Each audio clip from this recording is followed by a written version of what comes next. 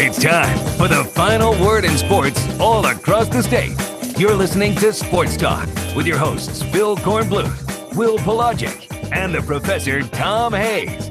You've been waiting all day, so join the show now by calling 800-956-7266.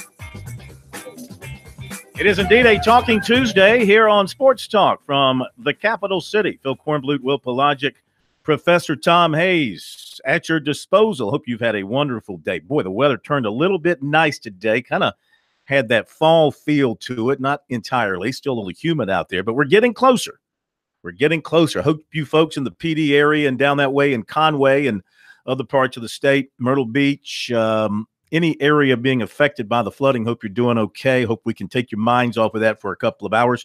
Talking today at USC with some of the players there who are from that area, like Donnell Stanley, who's from the latter suburb of Floydale, for one. And he said everything's okay in his neck of the woods. Fortunately for him, the Little PD River, which runs through that area, did not flood over towards his way. So his family is doing fine. Brian Edwards out of Conway's got great concerns about his friends and family back there because the Waccamaw is going to be very, very high.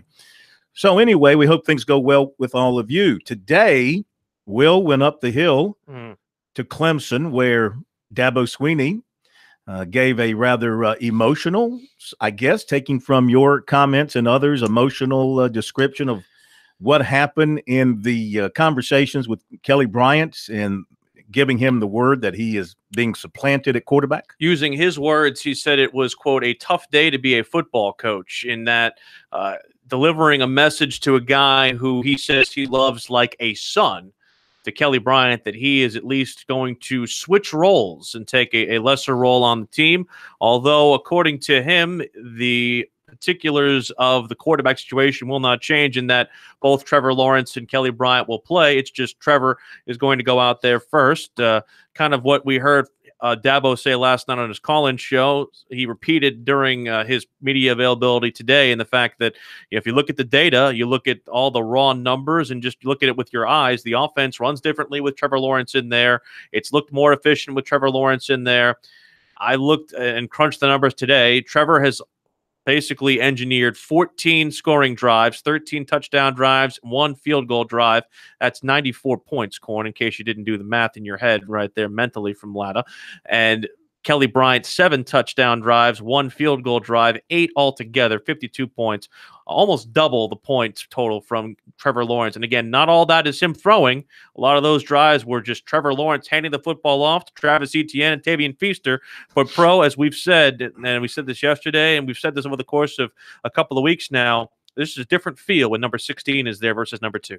Yeah, and as I said before, I think they win with either quarterback because of the defense they have and the schedule. I mean, so and Dabo's saying it's a tough day to be a coach. Why did you recruit the kid then? Because you knew he was coming in there to take over. If it was making it so tough, don't recruit him. So the plan is just to swap roles. So like in the 3rd series of the first quarter, we're going to see Kelly Bryant go trotting out there. Is that the idea? I don't know if it's going to be the 3rd series. Maybe there'll be a little bit more rope given to Trevor because of the way he's played. But all indications are this is still going to be a situation where they feel like they can win with both. And, you know, I don't know if that necessarily makes for the best formula in my mind. But, you know, as Pro said, you know, I feel like no matter how you make the situation work or however you try to fudge this situation, pardon my language there, but in my mind, they know what they're doing, at least in their mind. What's wrong with fudge? There's nothing wrong with fudge. The intonation you of that. Apologize for using the word fudge. Just saying, it's murky. It's a murky situation. I just think if you're Clemson and you're making this move, you got to commit to one. You got to make it clean. Yeah. I mean, you can't dilly-dally. You can't go back now and say, okay, Trevor, you're going to play the first 2 series, and no matter what, Kelly's going to go in, because that's how it was before. No matter what, Lawrence was going in the 3rd series. It just so happened in the Georgia Tech game, the 3rd series started in the 2nd quarter, and he started getting the offense moving while Kelly Bryant could not get the offense moving in the 1st quarter. Now, part of the problem was that Georgia Tech ate up about half of the 1st quarter with that long drive. Then he goes out and they punt, and then they get the ball back and they punt, and then the 2nd quarter begins and Lawrence gets it going. I'll be surprised if that happens, unless if Trevor Lawrence goes out there and Clemson builds a 21-0 1st quarter lead on Syracuse, which could be possible because Syracuse's defense is apparently a sieve.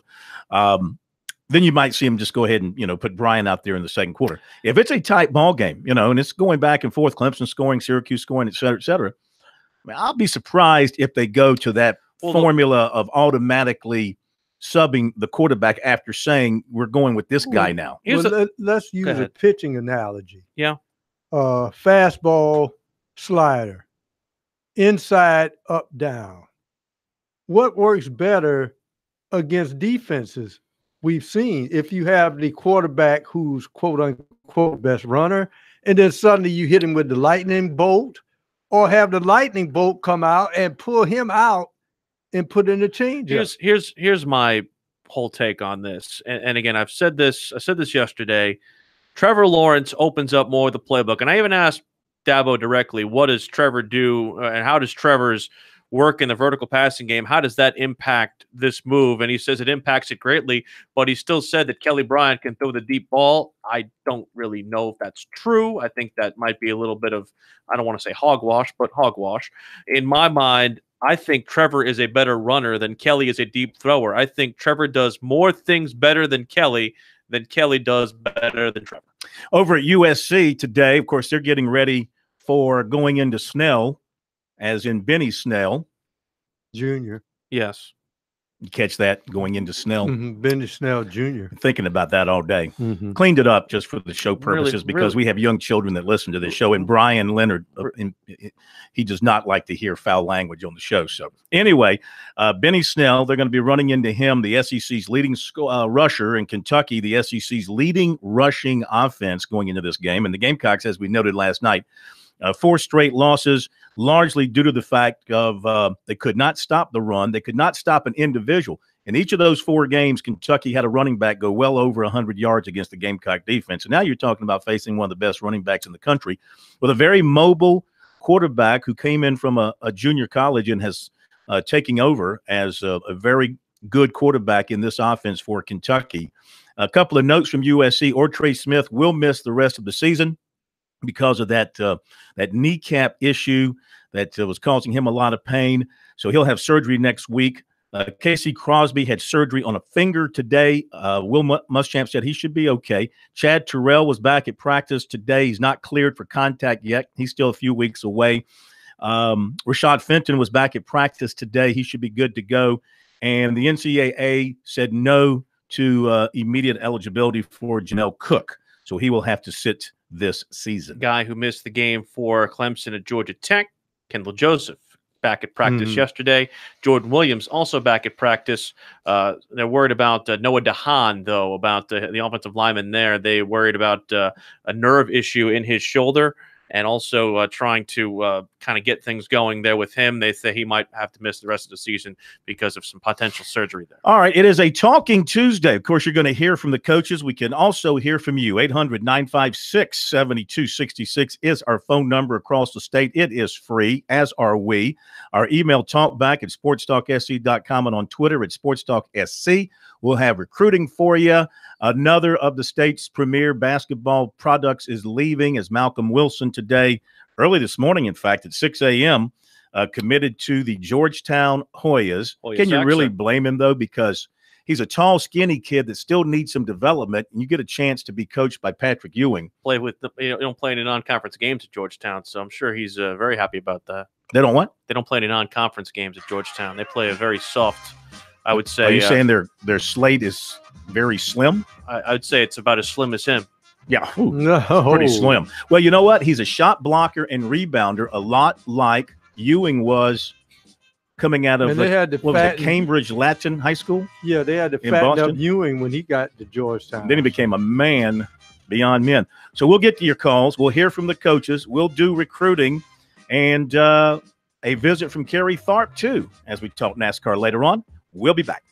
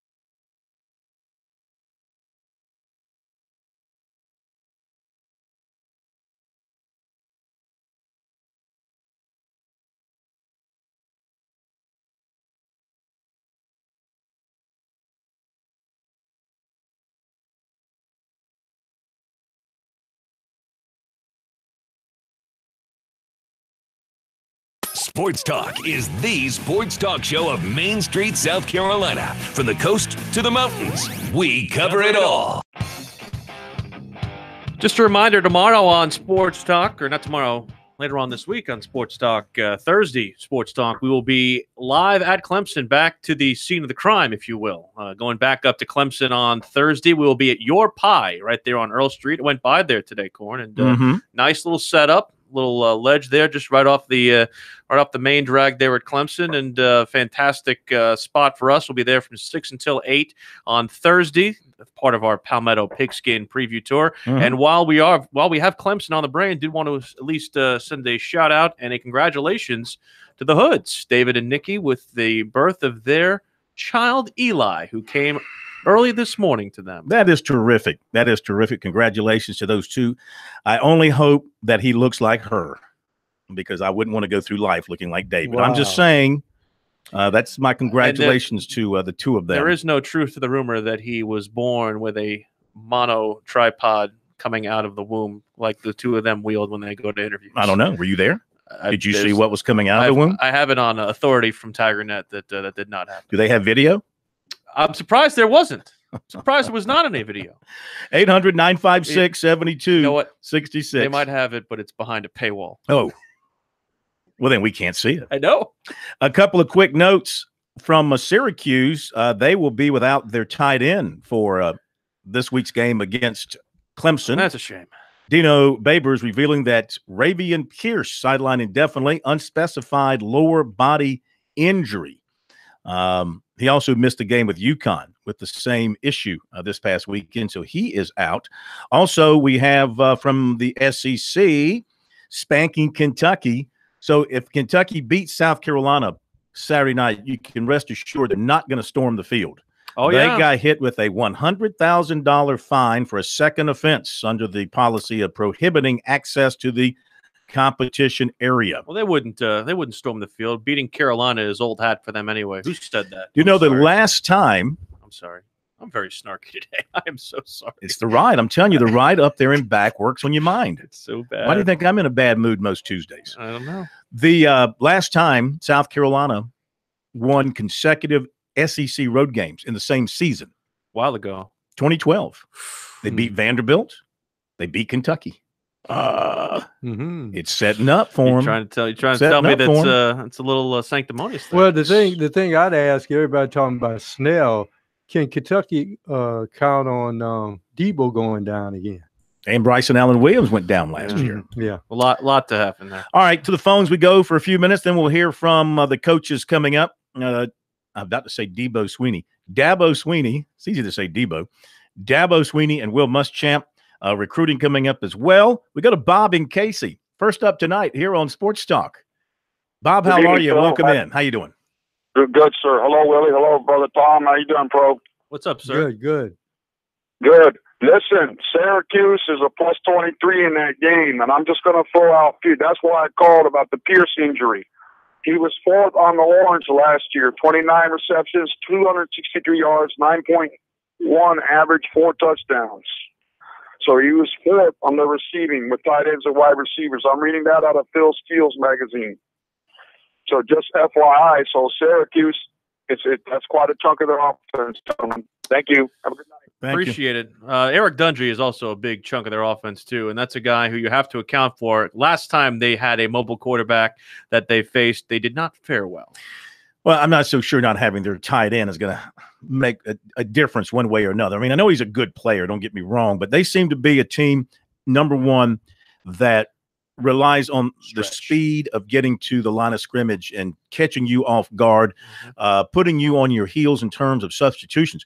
I wonder how Clemson is going to handle getting in those fresh defensive linemen, because Syracuse gets up to the line so quickly. I'm talking about maybe as fast as anybody in the country, and then they quick snap it, and then you have a mobile quarterback who can run it. He can throw it. He's got a little receiver who's kind of like a Hunter Renfrow type who took a punt back, 60-some-odd yards for a touchdown against UConn, had another long catch for a touchdown.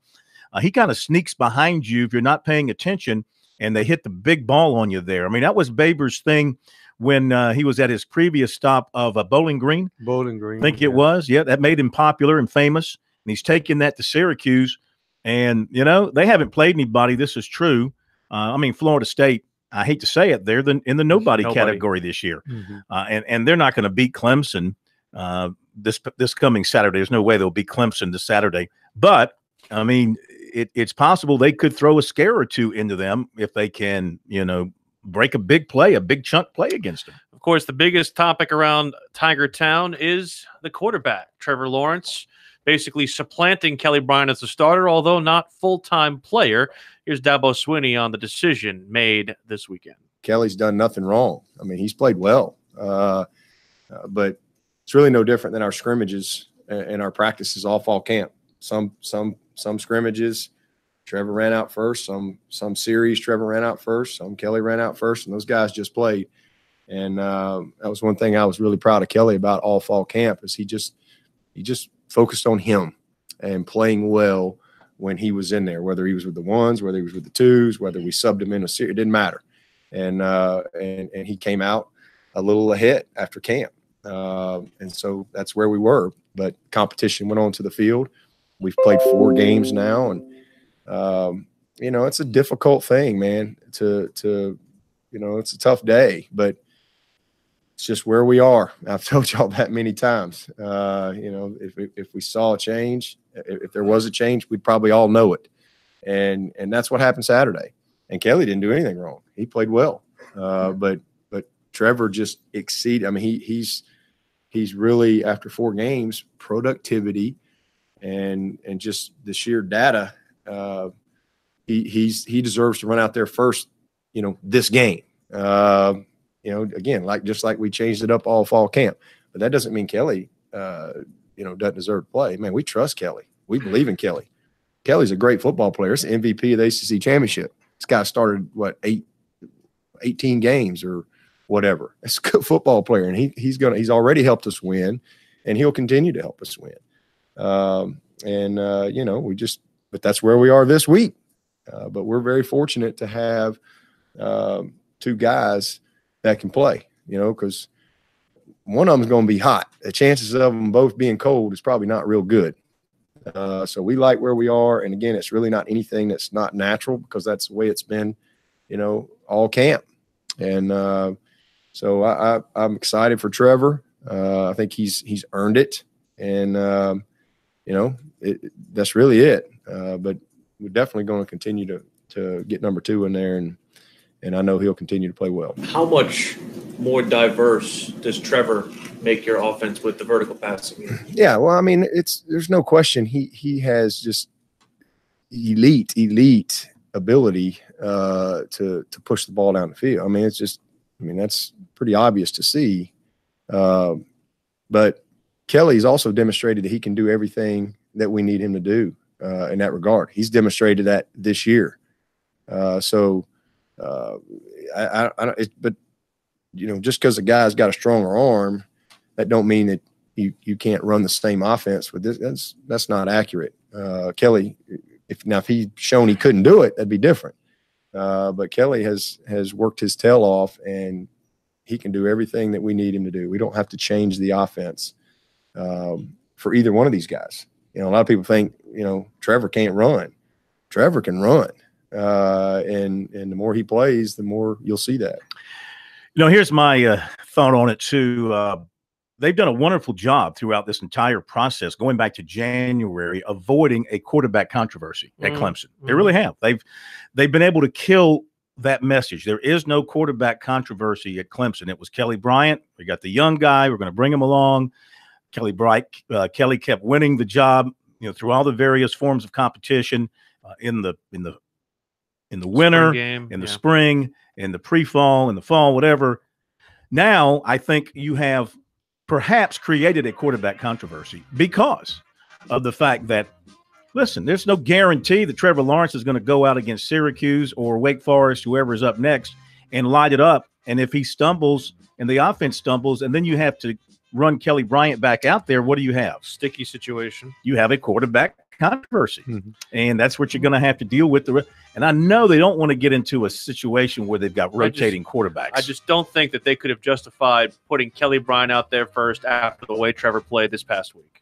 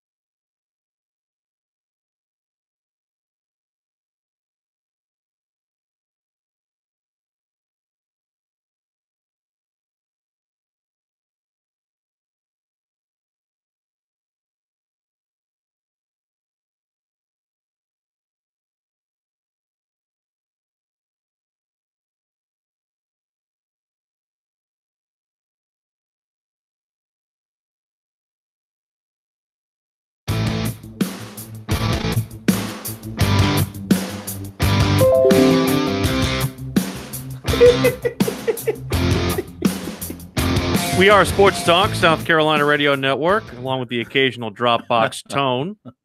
It was on this date 28 years ago that the South Carolina Gamecocks were invited and accepted an invitation into the Southeastern Conference. How thankful are you today?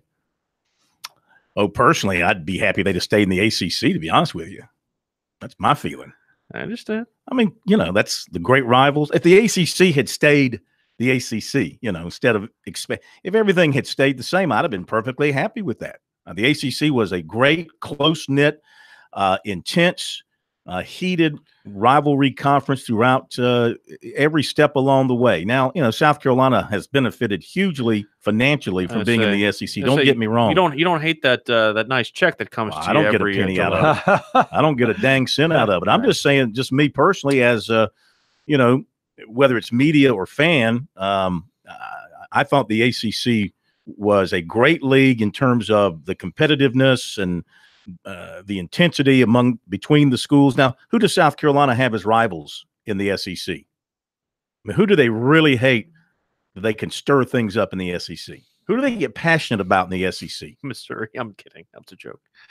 Said Missouri. Yeah. Seriously. Outside of Georgia. Outside of Georgia. And they were playing Georgia anyway. And that's all. I mean, you go around the ACC. I mean, of course, you had Clemson, but then you had the North Carolina schools that you despised.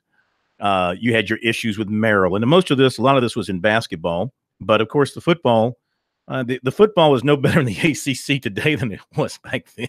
It might be even worse when you think about it. As a fan, actually, it probably is worse because you think about the ACC back then. I mean, you had, depending on how far back then is, in the 60s, 70s, Clemson was good to some degree, not always good in the Frank Howard's latter years, they were not good. Yeah. And then following him with Hootie Ingram, they weren't good. No. And following him with Red Parker, they were not good. So they went through a pretty long dry spell there before they decided to buy their way back into national prominence with Charlie Pell. And then Bobby Ross had some great teams in Maryland. But that was in the 80s. Yeah. I guess, back in the 60s and 70s, it was probably Maryland was good. NC State was good. Earl Edwards. North Carolina off and on. Yeah. They seem to always have good defensive linemen in North Carolina. I just think that the none of this because you weren't here then. But I will say this, as a fan. Like literally as like a literally fan, here then. Like I love on the earth. fact that the two schools are in different conferences. We see different teams. They're in the same conference. It's something different about being in different conferences. And then you get that all of comparison at the end. I don't like it. You think Iowa and Iowa State like being in different conferences?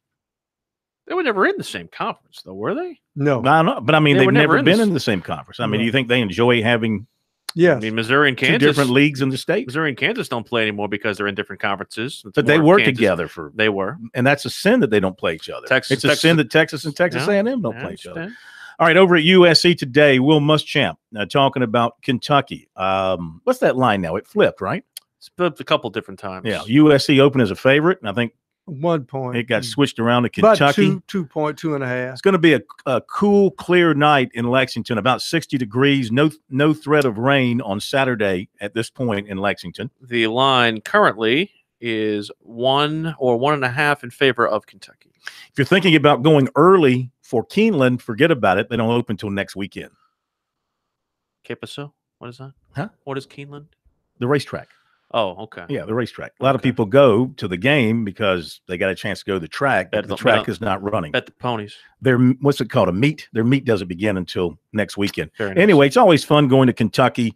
Is it? And now it's going to be really interesting because Kentucky is good. First time in 11 years that they're ranked. They're 4-0. They're feeling pretty salty about themselves. They're 2-0, tied with Georgia in the East. So for South Carolina, you beat Kentucky. It puts you right where, with the Marshall game being eliminated, and you were counting that for a win, you'd be 3-1. You'd be 3-1. This is their third game coming up, right? Where are the Gamecocks? They beat Coastal. They lost to Georgia. This is their fourth game coming up. Fourth sir. game coming up. Okay. Yeah, they're It's 2-1. It's giving you the number. I see that. They're 2-1. So if they had played Marshall, they'd be 3-1. So you beat Kentucky, helps make up for that loss to Georgia. Plus, it gives you the tiebreaker against Kentucky and keeps your hopes alive in the East. Lose this game, and you can go ahead and make plans on playing on December 1st. You don't have to worry about going to Atlanta. Anyway, all that said, here is opening comments from Will Muschamp from his press conference earlier today. We got Kentucky and Lexington on Saturday night at 7:30 on the SEC Network, and you turn the tape on, they got an outstanding football team. They're a reason why they are where they are. They are a very athletic football team. They got a lot of length at multiple positions. They got a very good team speed. They're physical on both lines of scrimmage, and Mark and his staff have done a really good job of recruiting him going into his 6th year there at Kentucky. But defensive, they're second in our league in total defense. They're third in scoring. Very active. They play the way you're supposed to play. They got 8 senior starters. So they've got a lot of experience. They're very active at the linebacker position, especially Jordan Jones, a very instinctive player. And I think Josh Allen's probably an elite rusher, one of the better rushers in our league and certainly the country. But got a lot of guys that can make a difference. They get their hands on a lot of balls in the secondary, a lot of length, 6'2", 6'3 plus, and run extremely well. So they recruited extremely well on that side of the ball. Offensively, Eddie Grand's our offensive coordinator, who's done an outstanding job. They lead our league with 270 yards rushing. Obviously, Benny Snell's an outstanding back. Runs violent, runs tough, competitive, runs the way you're supposed to run. And you got to really respect him. A big physical offensive line. They do a good job getting a hat on a hat in the run game and in protections. And Rose and King are 2 really good running backs that back him up. And Terry Wilson's been a very good addition for them. Signed with Oregon out of high school and then was at junior college for a year. Is completing that right at 67% of his passes and can really run. Very athletic guys. We got to do a good job with pass rush lanes and being disciplined on all the zone reads and the different looks that they give you. Conrad's an outstanding tight end, and Lynn Bowden has got 20 receptions on the years. A really explosive guy on the perimeter that they'll use him in a lot of different ways. So special teams, Dean Hood is a very good coach. As their coordinator does a great job. They play very aggressive on teams. And, again, they've really recruited to good team speed. That's what shows up on tape, and it shows where they are right now. But got a good football team, got a work cut out for us. I thought we had a really good practice today in our preparation, and our guys understand we need to go play well. Injury-wise, Casey Crosby had surgery on his finger. Should be fine for game day. Did not practice today. I think he'll practice in parts tomorrow and certainly will be full go on Thursday. And Ortre Smith is going to have surgery next week. A genetic issue on his knee. It's a sublux kneecap. It slides out about 40%. It is very, very painful.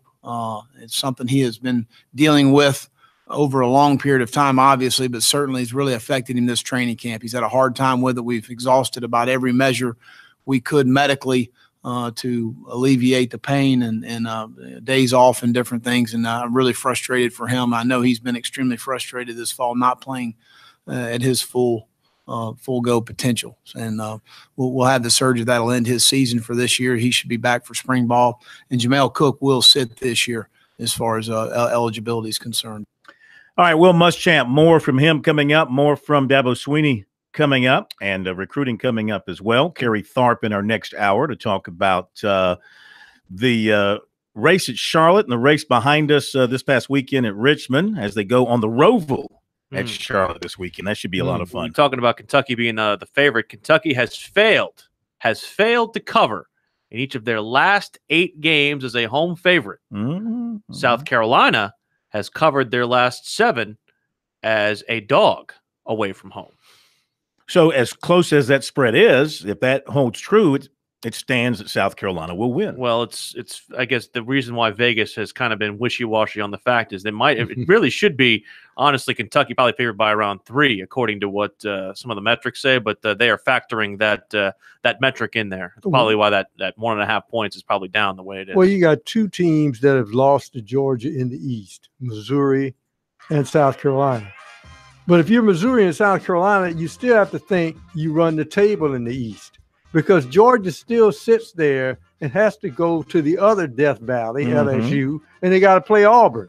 But I think they laying in wait for Auburn after what Auburn did to them last year. But they still got those 2 big games. There's no reason for South Carolina not to still dream. But you got to win out in the league, which will be tough. And you need help. And you need help, absolutely. But we all need help from time to time now, don't we? Help. I need somebody.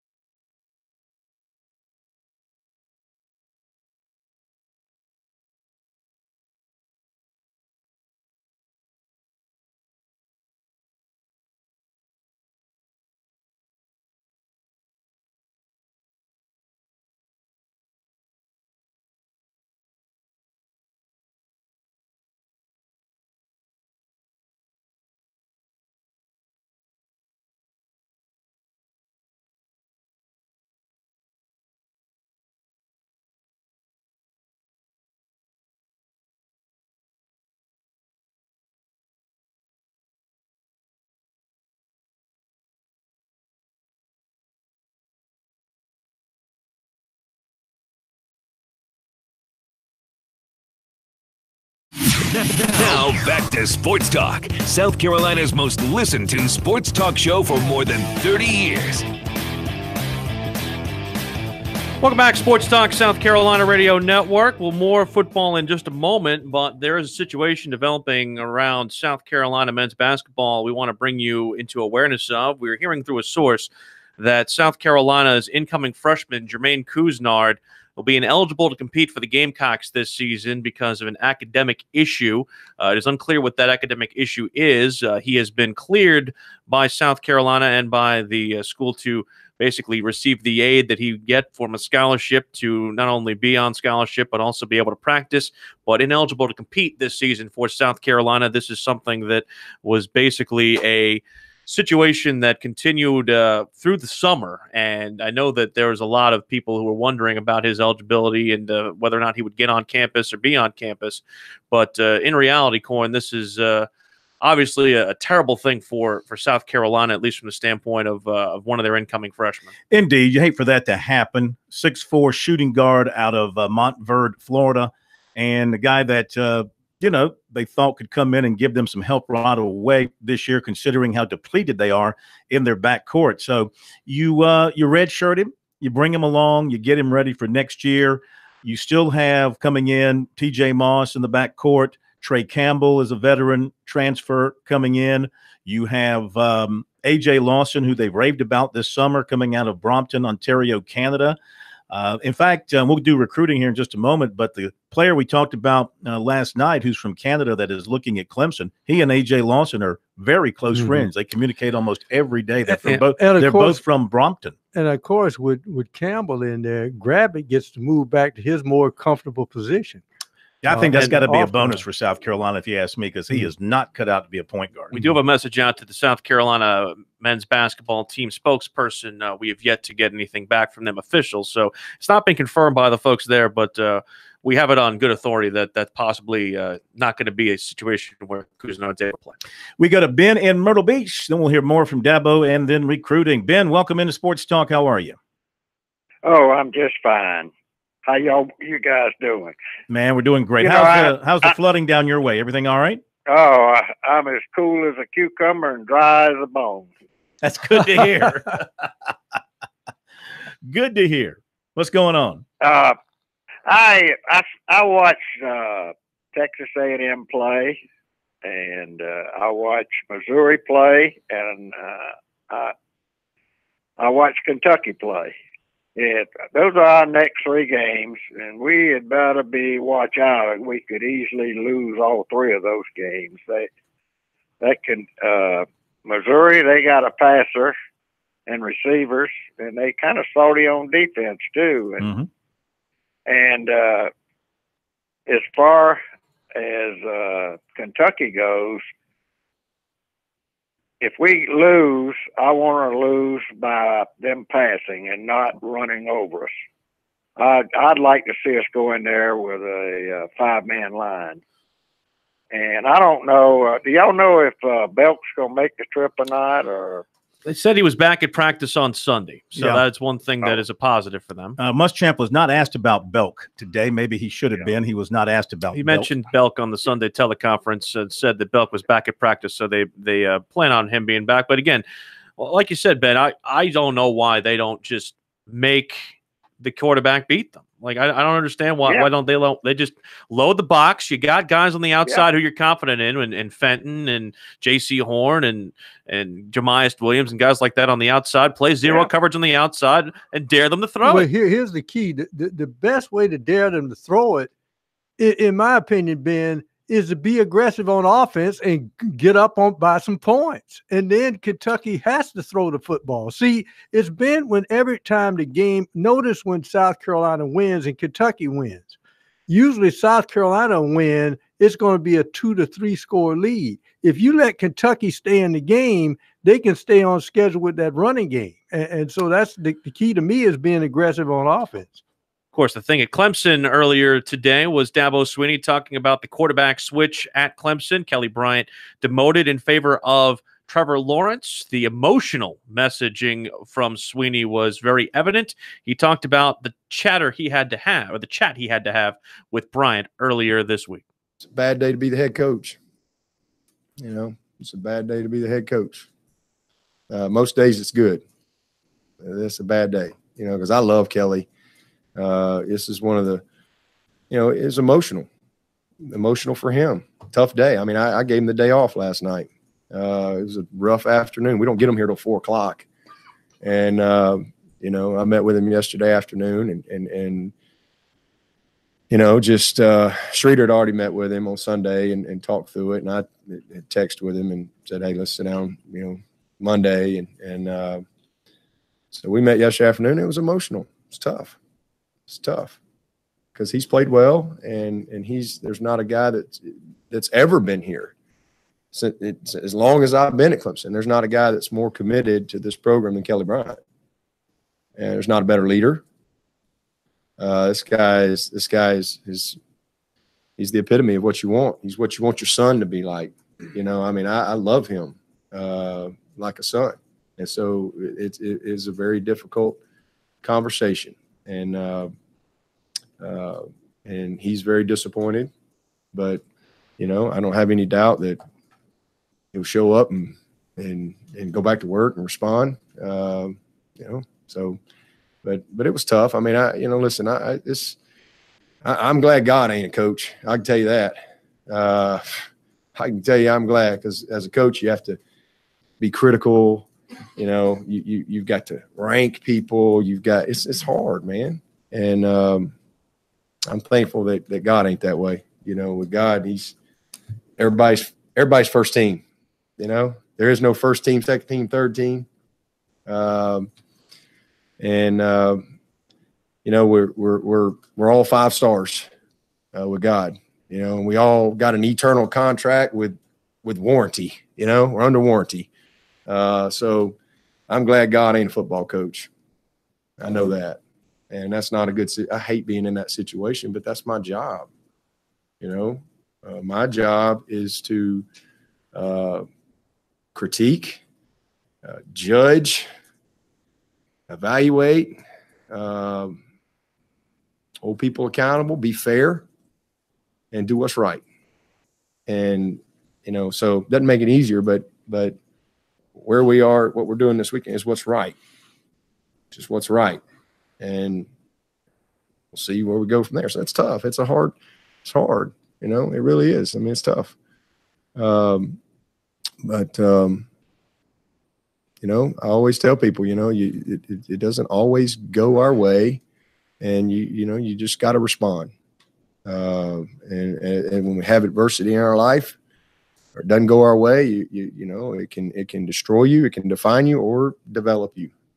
And you know, my hope is that this will continue to develop Kelly into being the player that he is, being even a better version of himself, and just continuing to grind and be who he's been.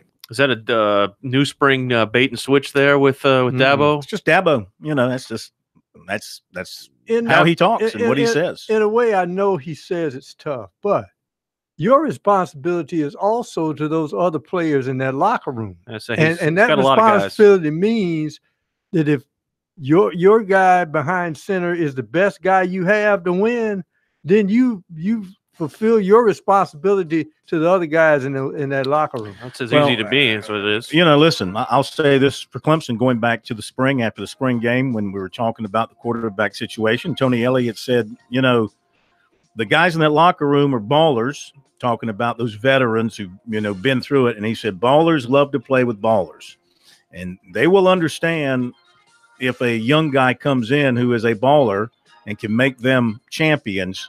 They're not going to have a problem with it. So, you know, look, through 4 games, I'm confused here. Through 4 games for Clemson, I mean, yeah, through 4 games for Clemson.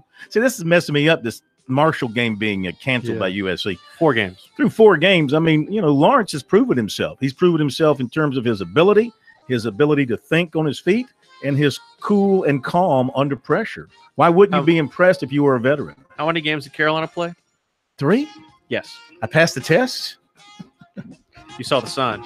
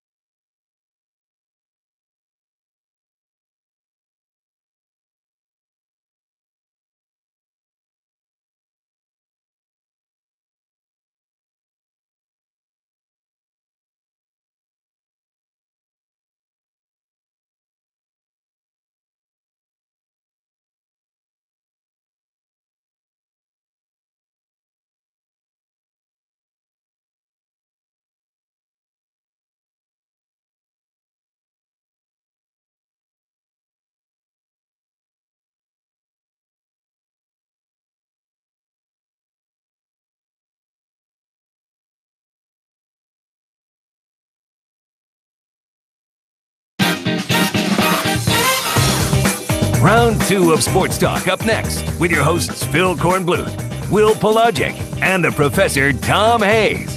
Don't leave us hanging. Join the show, 800-956-7266.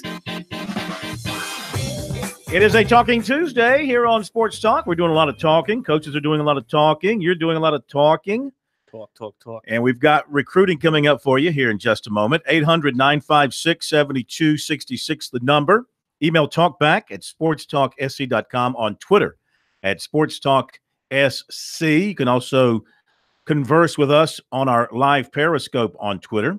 folks are doing that. We thank you for following us on Twitter and on our Periscope. If you lose us over the airwaves, great way to find us. Also, of course, you can find our stations on the TuneIn app, the radio.com app as well. We're going to have more from Will Muschamp and a little bit more from Dabo Swinney coming up. Let's give you the recruiting report for tonight. The big news in the state, on his birthday, 6'11", Malcolm Wilson of Ridgeview announced a commitment to Georgetown. He'll take his official visit there this weekend. He also had Clemson and Rice on his short list, took an official to Rice, several unofficials to Clemson, and he told us, quote, "I choose Georgetown because it was the best fit for me. They have great academics, great athletic opportunities. And as far as playing for Patrick Ewing, he said, quote, it's great to have someone who played my position want to teach me how to have as much success as they had. Even if Coach Ewing didn't have that much NBA success." What? That's what he wrote. He's a Hall of Famer. Well, I think he's talking about championships. Oh, stop it.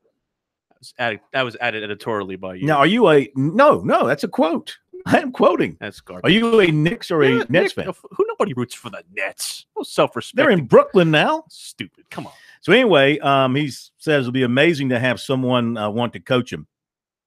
Now, on to some editorial here about all of this.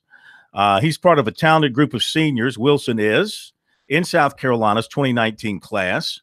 One of three ranked by rivals among the top 125 nationally. He's number 121. Point guard Josiah James of Porter-Gaud is ranked 14th. And he is headed to Tennessee. And 6'5", Jawan Gary, who used to be a Columbia native, has now moved to Charlotte, committed to Alabama. He's ranked 79th. So what I'm getting at here is this 2019 class, which was bountiful in talent in South Carolina. What was it, Corn? Bountiful. And the top three are not staying in state. Only point guard Trey Hannibal of Hartsville, who will sign with USC, has at this point decided to stay in state among the bountiful 2019 crop here in South Carolina. Now, there is still a 6-foot Trey Jackson of Blythewood, who has a USC offer, but he's taken officials to Murray State, Winthrop, and Iowa State. There is still 6'7" Christian Brown, formerly of the Columbia area, but now living in Powder Springs, Georgia.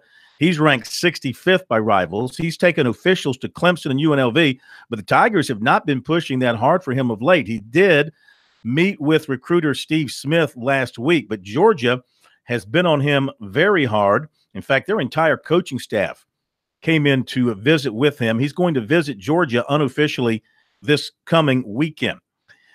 This in-state recruiting failure for USC and Clemson only compounds things following the misses in the bountiful 2018 class. I mean, maybe it's Zion Williamson to Duke, DJ Burns to Tennessee, Sharon Wright Jr. to Wake Forest, Aaron Neesmith to Vanderbilt, Robert Braswell to Syracuse, Jimmy Nichols to Providence. To quote the great Vince Lombardi, what the hell's going on out there? What the hell's going on out here is none of them have done anything. They're freshmen. Those are all freshmen. They haven't had. So the freshmen are going straight to the league. So you missed a word in there. Potentially bountiful. No, that was a 2018 class was huge. I'm telling you. No, but I'm saying potentially. They're all potential. Yeah, exactly. All right. Well, you call me when Zion Williams signs his potential $20 million contract. I say this to you again, Corn. Would this be an issue if either of those teams were winning national championships or winning or going to Final Fours? It's like the chicken and the egg. If Zion Williamson, DJ Burns, Aaron Neesmith stayed in state and played for one or split it up between those schools, it was certainly help them in that direction. I'm not worried about Frank Martin's recruiting footprint. He's got a great recruiting footprint in the country of Canada or the European continent. I'm not saying you can't go outside the state and get really good players. I'm just saying you got to protect your backyard. You can make whatever excuse you want to. They obviously don't think highly enough of them. Who? The Brownell and Martin obviously don't think highly enough of the players. What? If they did, they would crazy? recruit them. They recruited Williamson. They recruited Burns. They recruited Neesmith. They recruited Nichols. They did not recruit Braswell and Sharon Wright. Apparently, they're not recruiting them hard enough. Well, there you go. Something's wrong. I'm just saying something's wrong. I don't know what it is. As I Something's said wrong. before, I've seen this once before, but it has to do a lot with academics, and I understand that. But you remember his first few years at Georgia Tech, Bobby Crimmins couldn't get a guy out of Georgia. Couldn't get a guy out of Georgia. He went all over the country grabbing guys. And then suddenly, when they started on their roll, then Georgia kids started looking at Georgia You Tech. got to do more. You got to do more than a blip on the radar. I got to convince look that up. I don't remember too many Georgia kids going to Georgia Tech. Well, he made his living out of New York. That's what I'm saying, because that's of where the his ties academic. were. Because where Frank's ties are in Florida and New York as well, and the Midwest. I mean, again, it's the people who are in this state know everything about their program, warts and all.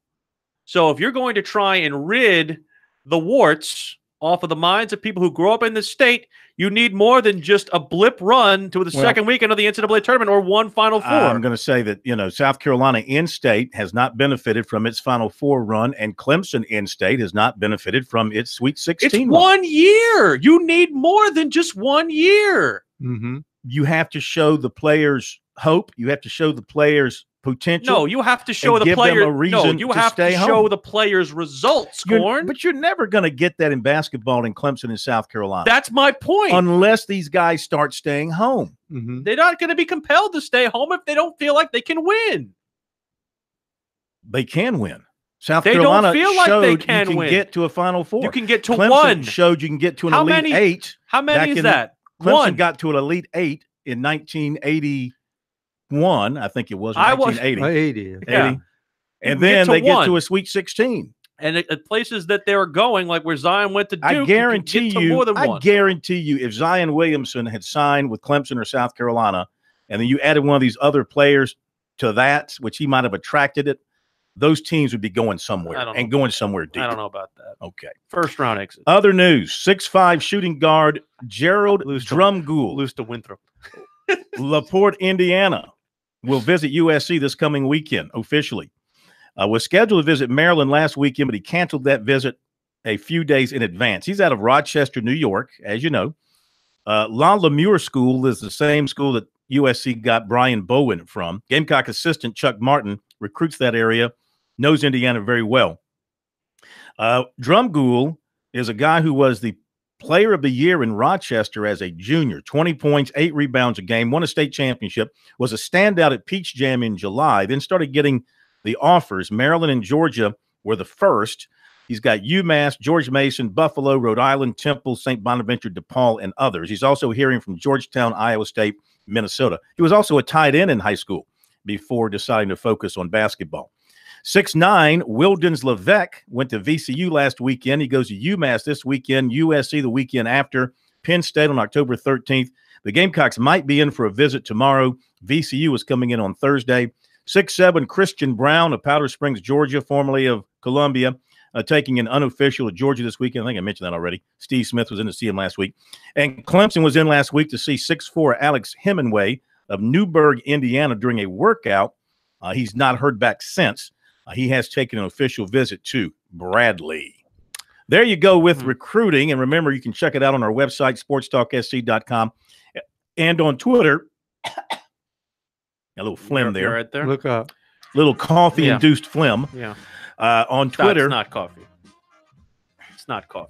That's not coffee? That's No, not it's pancakes. I asked the people, is that coffee? That is not coffee. You can It's put not it the color over coffee. your flat. Cheryl says on Twitter at SportsTalkSC. Cheryl says I should apologize to Dabo for my comment about the new spring bait and switch. Do you think I should apologize to Dabo?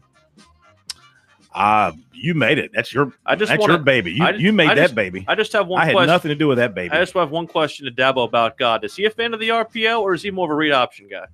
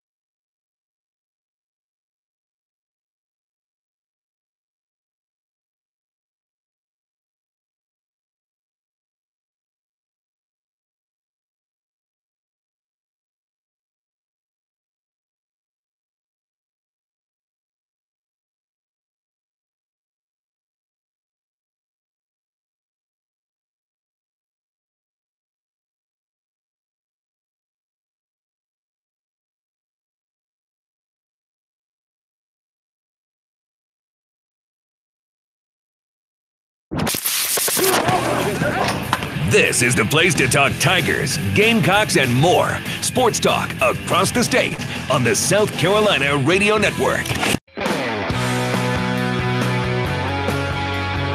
A reminder, Thursday, we're going to be at Clemson, one of my favorite places on the face of the earth. I love going to Clemson. I love going to Clemson so much, Corn. I'm going to go there 3 times this week. Indeed you are. Tuesday, Thursday, Saturday.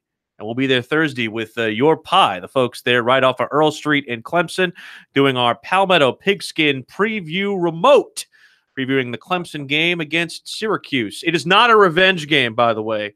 Dabo said it is not a revenge game. Don't you call it a revenge game. It is not a revenge game. What's it called when you lose to a team the previous year and you're playing them the next year? It's a new season. It's a new season. It's just a brand new season. It's a vengeance game. Well, the Gamecocks have got 4 years. By the way, I don't know if you knew this or not. This is the biggest game of the year. Yeah. It's the biggest game of the year. Okay. The Gamecocks have got 4 years of revenge built up into them. I'm saying, you want to talk about a grudge against Kentucky. They've got a grudge. You know, I mean, look, Kentucky, South Carolina, when it comes to football, they've both been sort of exchanging positions in the East. USC was up for a while. Kentucky hasn't been up all that much, but now Kentucky is. Mark Stoops, who got off to kind of a slow start at UK, especially in league play, he's got it going now. And he's got it going with a very tough running game, a physical football team. They were chippy last week against Mississippi State. The two teams almost came to blows during the warm-up. So they got a little bit of an attitude to them. South Carolina's got a little bit of an attitude to them as well, coming off their win against Vanderbilt, and so they want to carry that attitude onto the field Saturday. Here's more of Will Muschamp, though. First of all, talking about the news today regarding sophomore receiver Ortre Smith, who will have surgery next week to repair that kneecap, and that will keep him out the rest of the season. I'm just trying to think in terms of me as a coach. I think it's the first time I've had a player that had this sort of issue. I talked to Tayshia's mama last night. She actually, as an athlete, had a similar, her kneecaps the same way. So, but just really frustrated for him. As an athlete, the worst thing you do, especially as a receiver position, is take a young man's legs away as far as that. And I know, Ortre never complains about anything. That's, you ask him, you okay? I'm good. But it doesn't look like he's good. And so eventually just, he finally divulged to us, it's been hurting a lot and he's been in a lot of pain. So it's been very frustrating. In comparing Snell and Swift from Georgia and the troubles you had in getting him down on first and second tackles, how do you address that issue with your defense for Snell? Well, you got to swarm the ball, Phil. That's the bottom line, and when you play really, really good backs, they're gonna make you miss. They're gonna break some tackles. You've got to swarm the football. You got to leverage the ball the right way. The ball carrier is never down to the whistle blows. You got to finish on the ball carrier, and you got to have the right mindset going into the game. And that's I think that's something that's really important when you play a back like Snell, because he is a guy that you're going to have to gang tackle to get on the ground. What's the emphasis from the coaching staff this week? Taking on a Wildcat team, of course, leading the SEC in rushing. What's the thing that you guys are really emphasizing to your players this week? Well, it's the same emphasis we have every week. It's about winning your one-on-ones. At the end of the day, football is a game where you're matched up against another person. Sometimes you might have to face a double team, but you got to win your one-on-ones. We talk in terms of winning downs, which wins possessions, and you win enough possessions, you win games. So our approach never changes as far as that's concerned. On the injury report, just Chad Terrell, I apologize. Had he been cleared? I know you'd mentioned late September, so I didn't know where he was just at in his recovery. He did practice some today in a non-contact jersey. He has not been cleared for contact, but this was the first day he's been cleared to practice with us. He probably went maybe 7 periods or so and looked good, but he's not been cleared for contact yet. I would guess maybe 2 weeks, 3 weeks maybe. Talked a lot about Benny Snell. How do you mimic a guy like that in practice, and do you do anything different knowing he's kind of a downhill back? Well, I don't know you can mimic. There's not many of them out there. Again, you need to emphasize gang tackling. You need to emphasize swarming the football. You need to emphasize finishing on the ball carrier. I mean, those are obvious things that you talk about every week, but obviously the antennas are up a little bit more because our players respect him as a football player and a running back. How have you addressed the losing streak with your team? We haven't talked about it. It's a 2018 South Carolina football team versus a 2018 Kentucky team. In terms of your explosive plays offensively, are you happy with the number you're taking? Probably not happy with the number you're getting, but are you happy with the attempts you're making? Oh, absolutely. Yeah, I really am. I went back and I do a quality control on all units, and looking after our, even just say take out the Vanderbilt game, our first, I can't remember off the top of my head, but physically throwing the ball down the field over 20 yards. I want to say it was something like 16 times in the first 2 games. Now, there was more called down the field that weren't thrown because of dictated by coverage or whatever the case may be. And I may be wrong on that number, but I was extremely pleased with the aggressive mentality down the field. There you go, Will Muschamp from the presser over at USC today. You can hear more from Muschamp on our website, SportsTalkSC.com. We'll have more from the players for you coming up during the week. We heard from the likes of Donnell Stanley, and, of course, Jake Bentley was in on the press conference today. Debo Samuel came in, Brian Edwards, several defensive players, Bryson Allen Williams. And the one thing about the players, man, they seem confident coming off the Vanderbilt win.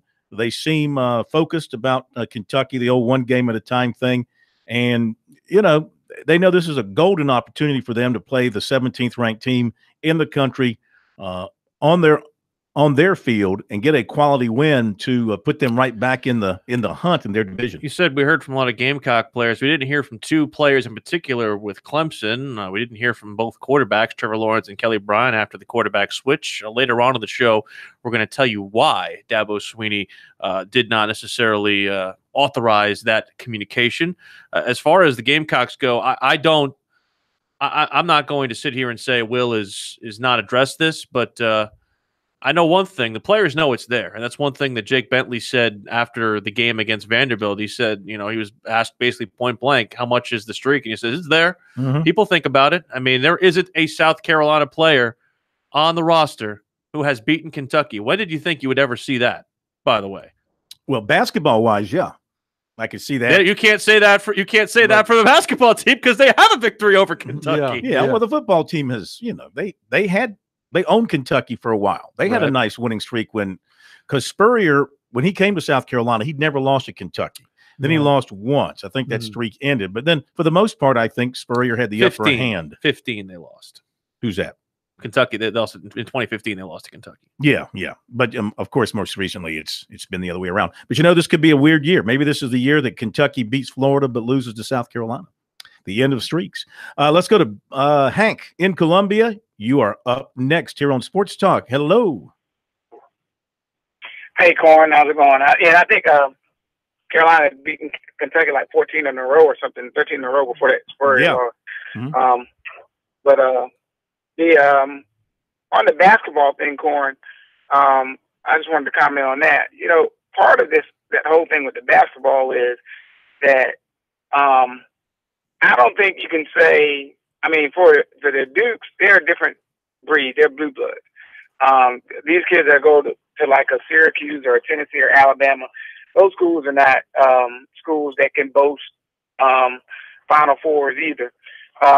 Syracuse is a national championship. I think Syracuse is a national championship. But ain't nobody's thinking about Tennessee and Bama is major basketball schools. So That's true. I think more of it has to do with the fact that a lot of these kids play on the grassroots. They play on out-of-state teams, and that's an issue. But also, I think it's an issue where I don't know about Brownell, but they've tried to recruit these kids. But also, they have a fallback of areas where they receive more traction, and you got to, like in recruiting for a job, you got to go where you can get them. Mm-hmm. And if you remember, last year only had, with the girls team, the last couple of years, they've only had like one South Carolina girl on there. And when they first started making their hay up the board, they didn't have any South Carolina girls. She went and got the girls where she could, and then they started to beat North Carolina that was owning the state, and now they own the state. So I think both teams have to get the plays where they can. Well, I don't care how full the water is in the well. If you can't get water out of the well, historically speaking, using South Carolina, with the exception of the McGuire era, the best South Carolina teams, minus this most recent, even this recent one with Frank Martin, they were built around South Carolina players. Period. If you can't get water out of the well, then why keep going?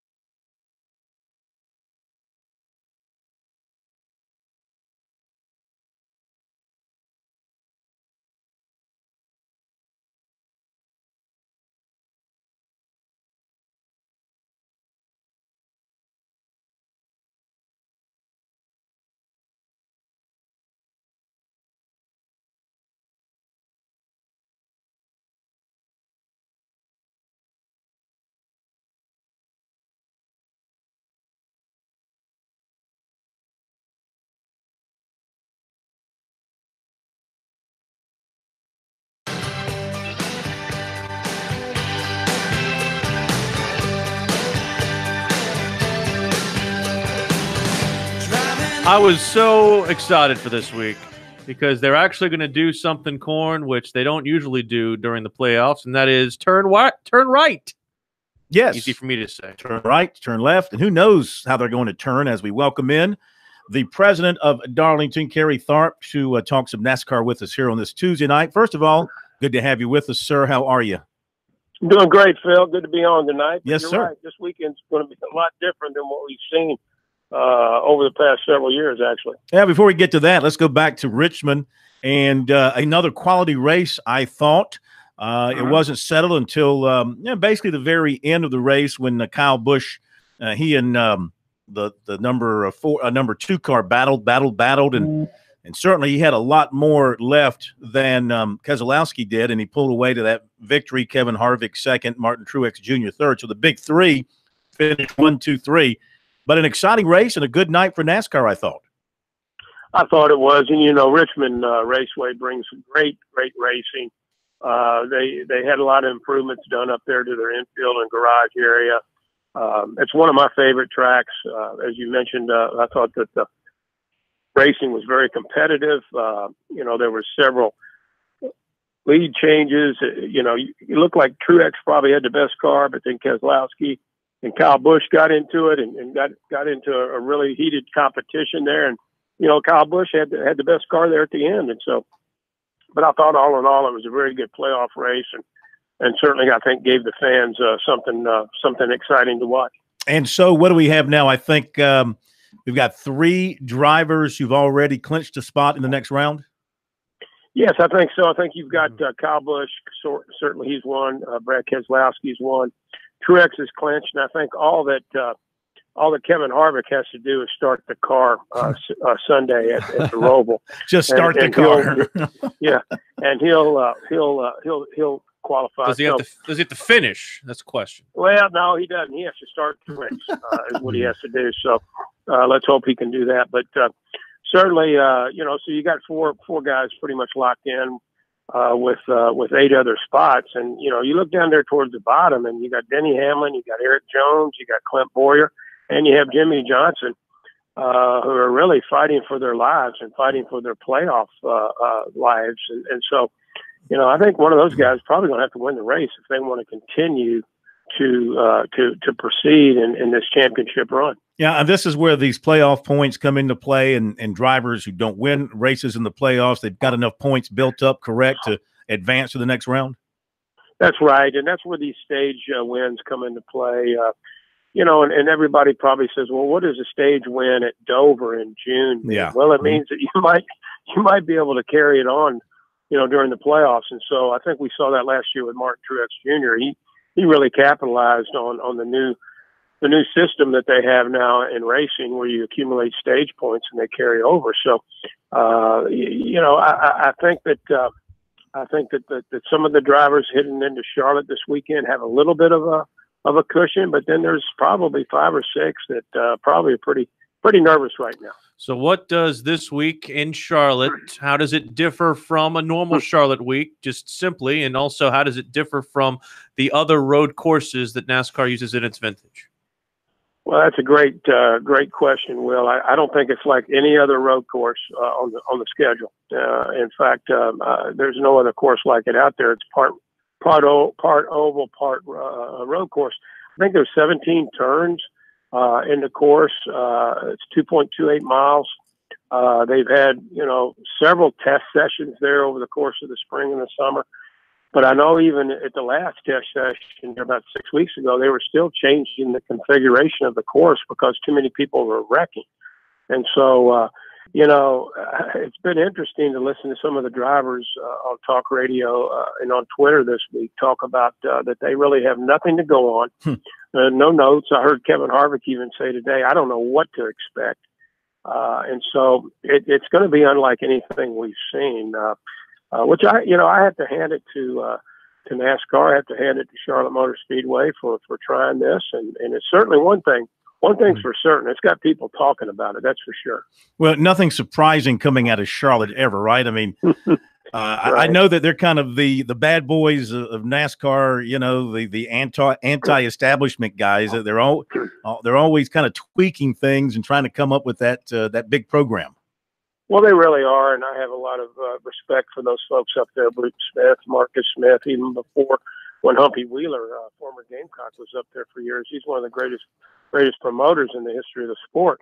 And so they do things, they push the envelope, but they do things that are exciting for the fans. Sometimes they work, sometimes they don't.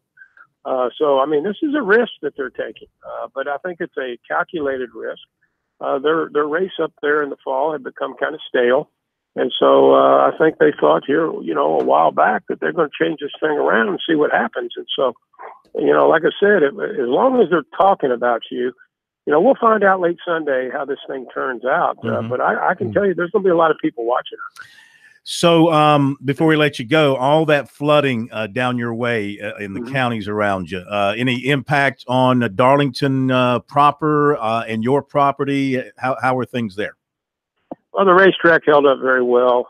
Thankfully, we did have some water in the infield. We lost a few signs, but Darlington County, for all intents and purposes, now up in Hartsville, they had some flooding, and you know there was some nervous times back last week with some of the dams up there and so forth. But it looks like we've kind of persevered there. But certainly over there in Conway and Georgetown and Marion and Nichols and areas within you know, our region here certainly have been hit very, very hard and continue to get hard with the flooding. But all in all, Darlington Raceway held up very fine, as did Darlington County.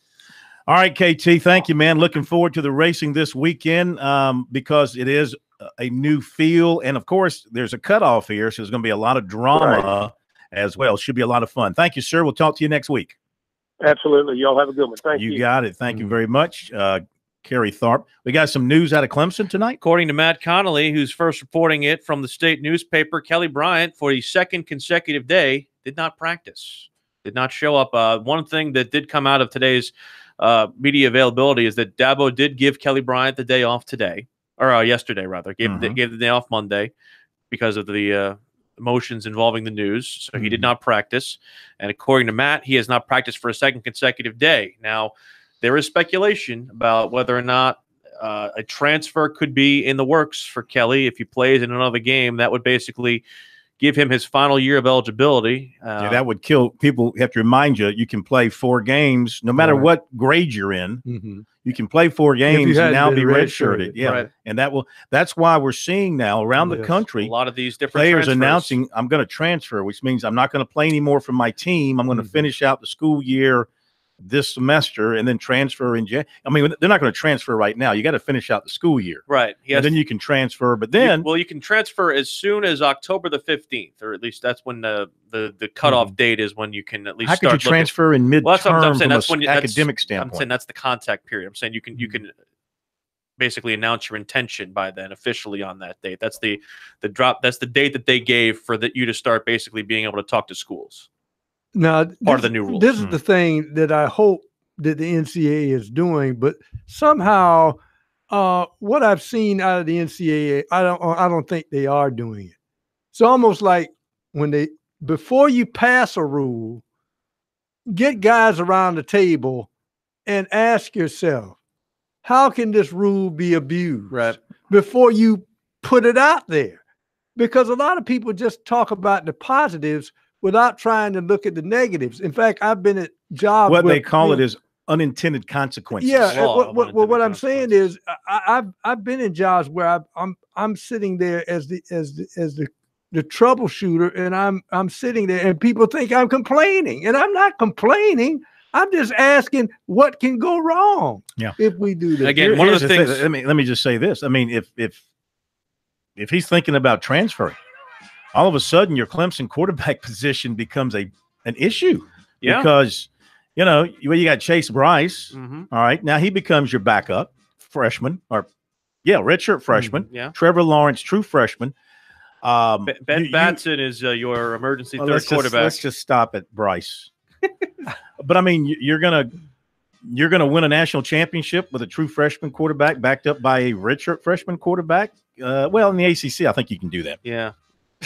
we'll have now more when you on, get to the big boys. Georgia almost did it last more on this year. developing story next. Yeah, Georgia.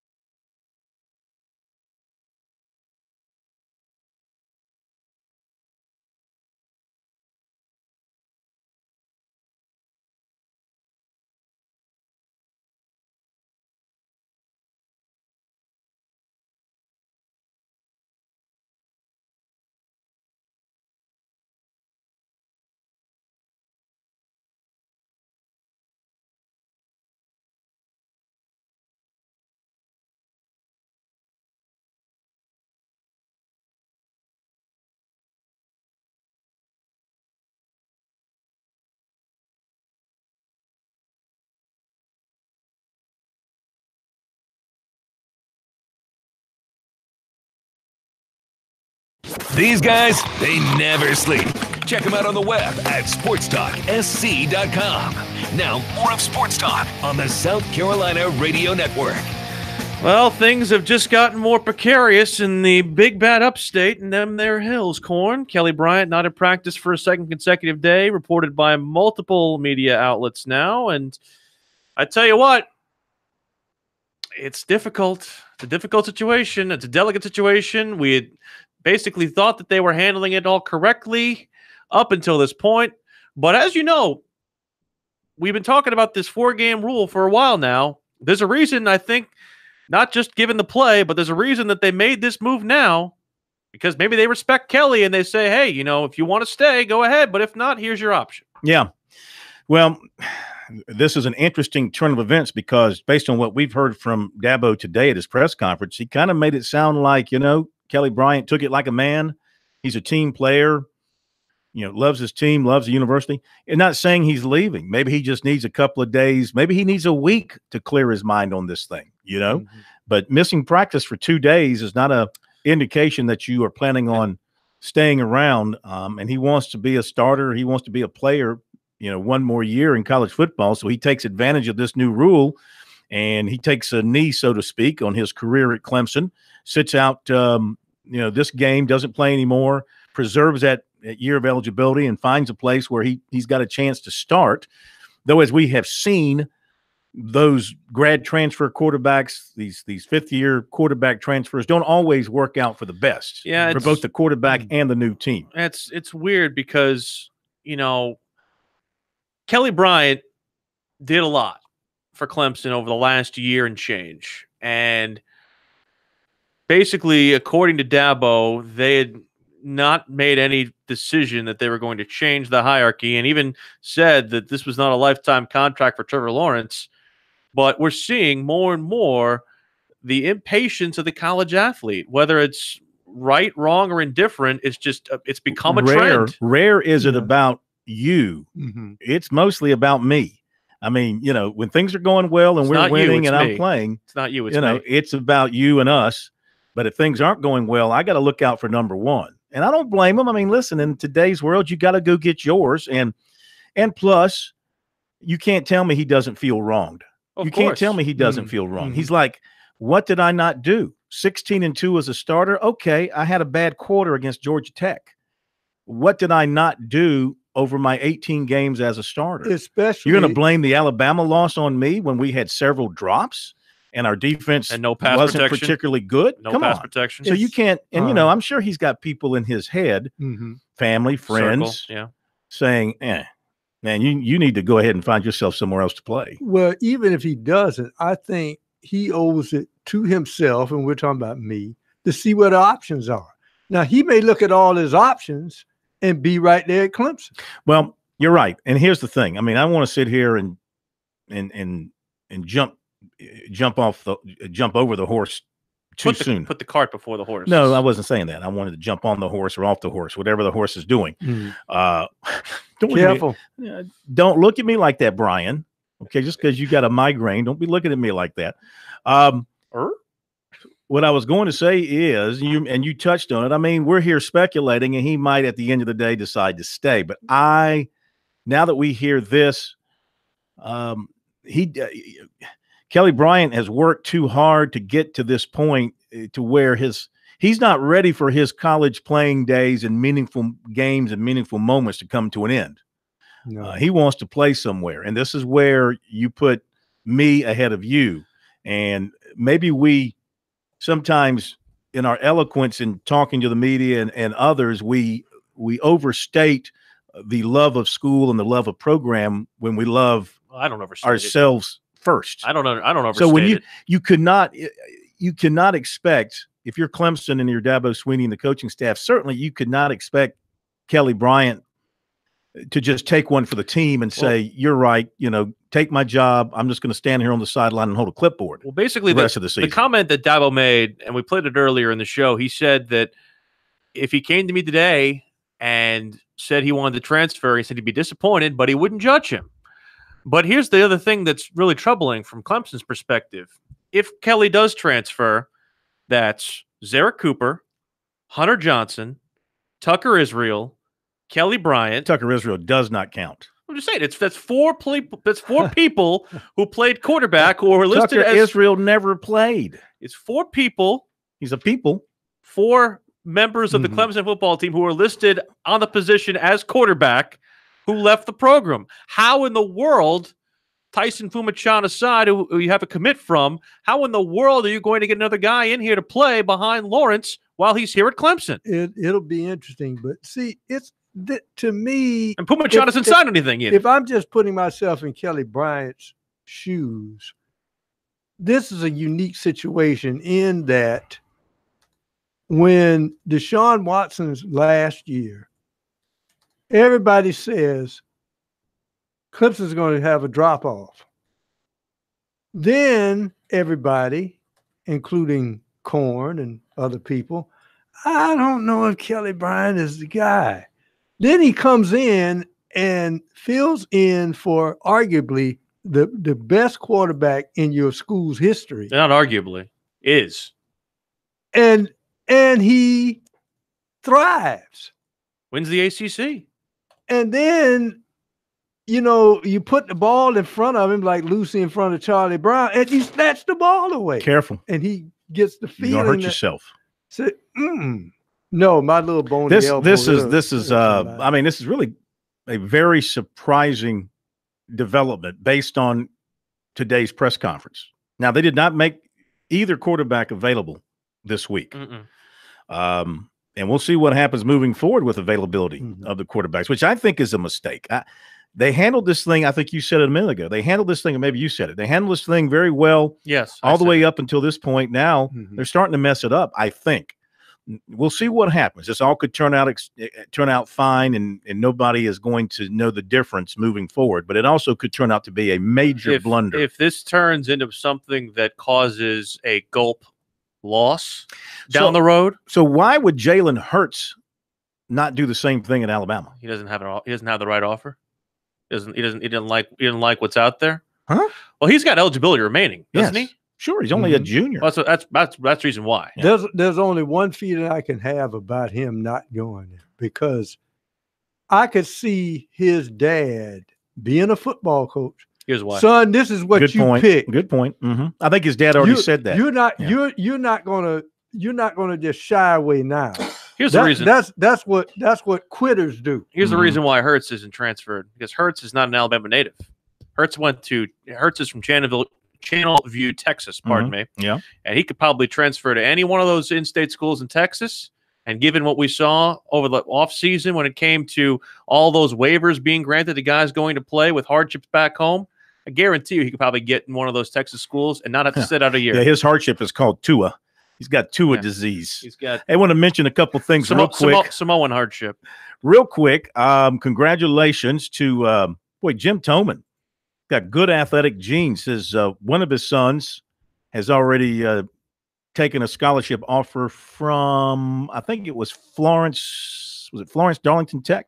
His younger son, who goes to Hammond, Tucker Toman, class of 22, announced that he's accepted an offer from Oregon. Yeah, he's going to go to Oregon to play way out there. Of course, the coach at Oregon is retiring now. Is that Pat Murphy? Is that his name? Yes. Pat Murphy, is that right?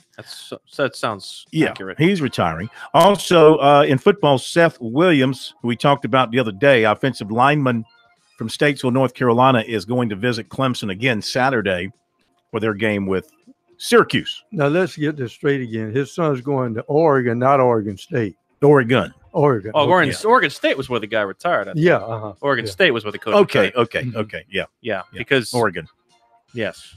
Where Heimlich was. That's correct. And wasn't. The Heimlich maneuver. Where he was and wasn't. All right. That's going to do it. Busy show. We'll pick back up on things tomorrow night. We'll have the M&M boys with us. I'm sure they'll have something interesting to say about all this. Something tells me we'll have some clarity about Kelly B by tomorrow when we talk to you at 6. Basketball practice underway today at South Carolina, minus Jermaine Kuznar. Well, he'll be practicing. Well, in terms of his eligibility to play. Yeah, for the season. That'll do it. Have a great night. Thank you, Brian. Hope you feel better. And we'll see you tomorrow.